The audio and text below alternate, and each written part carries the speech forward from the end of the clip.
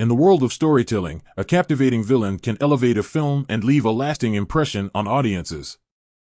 Unfortunately, not all antagonists succeed in capturing our attention and imagination. One such lackluster villain is Safin, featured in the James Bond film No Time to Die. Safin's portrayal in the movie has been criticized for its dullness and uninspiring nature.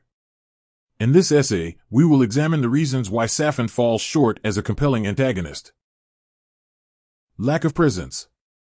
Safin's limited presence throughout the film significantly hampers his ability to make a lasting impact on the audience. While the film builds anticipation for Safin's eventual appearance, his sporadic and disjointed appearances prevent the audience from truly engaging with his character.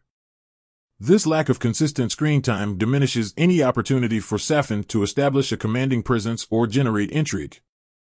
Moreover, Safin's fleeting appearances fail to create a sense of anticipation or build up around his character. Memorable villains often have a constant presence, allowing their actions and interactions with the protagonist to gradually escalate and intensify. By underutilizing Safin, the film misses the opportunity to develop a palpable sense of threat and tension associated with a compelling antagonist.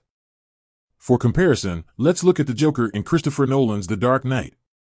The Joker has a significant and constant presence throughout the film, constantly challenging Batman and driving the narrative forward. The Joker's repeated interactions with Batman intensify the tension and anticipation, making him a captivating and unforgettable villain. Neglected backstory. Safin's backstory is a crucial component in creating a captivating villain, as it provides context, motivations, and an opportunity for the audience to understand and empathize with the character. Unfortunately, No Time to Die falls short in this regard. Safin's backstory is barely explored, leaving the audience with a shallow understanding of his origins and the events that shaped him.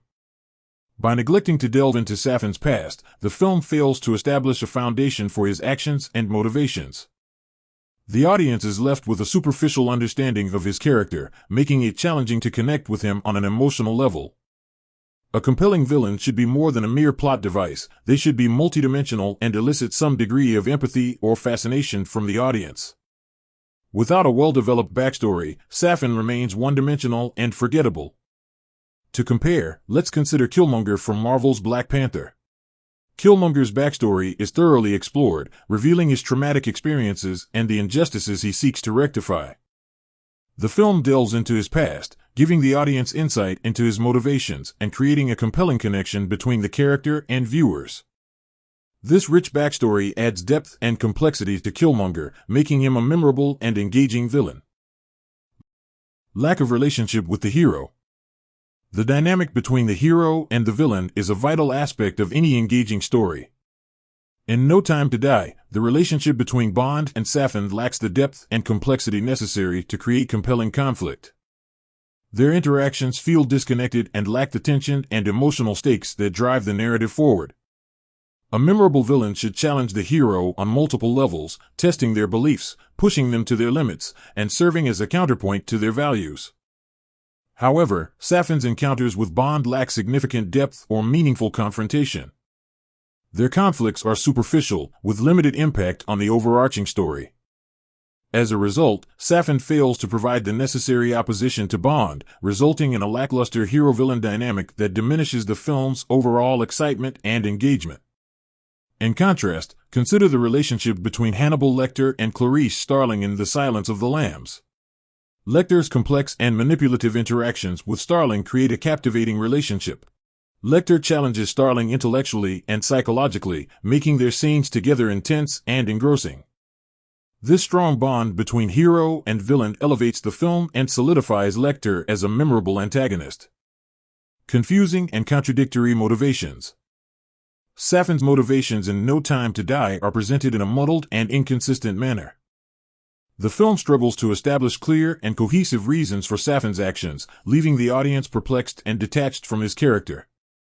The lack of a well-defined motive undermines Safin's credibility as a compelling antagonist. A compelling villain should have understandable and consistent motivations that drive their behavior and actions. Safin's confusing motivations prevent the audience from fully investing in his character or comprehending the purpose behind his villainous acts. The lack of clarity surrounding Safin's motivations contributes to his overall dullness, as the audience is left disconnected and disinterested in his actions. To contrast, let's look at Eric Killmonger from Black Panther once again. Killmonger's motivations are clear and rooted in his personal experiences and desire for justice. The film effectively establishes his drive to right the wrongs he perceives, creating a relatable and compelling motive that fuels his actions throughout the story.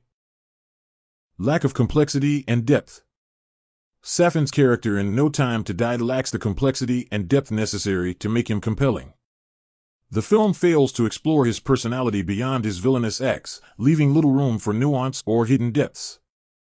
Safin's character is largely defined by his evil intentions and actions, lacking the intricate layers that make villains intriguing and captivating. A well-crafted villain should possess depth and complexity, exhibiting a range of emotions, conflicting motivations, or tragic pasts that provide insight into their character. Safin, on the other hand, is presented in a one-dimensional manner, devoid of any complexity that would allow the audience to invest in his character on a deeper level. As a contrast, consider Loki from the Marvel Cinematic Universe. Loki's character exhibits complexity through his shifting allegiances, torn loyalties, and internal struggles. He is not solely defined as a villain, but rather a multifaceted individual whose motivations evolve over time. This complexity makes Loki a fan favorite and demonstrates how a well-developed character can elevate a film. In conclusion, No Time to Die falls short in crafting a captivating villain due to Safin's lack of presence, neglected backstory, weak relationship with the hero, confusing motivations, and overall lack of complexity. By comparing it to films like The Dark Knight, Black Panther, and The Silence of the Lambs, we can see how those movies successfully address these aspects, resulting in more engaging and memorable villains. What are your thoughts on Safin?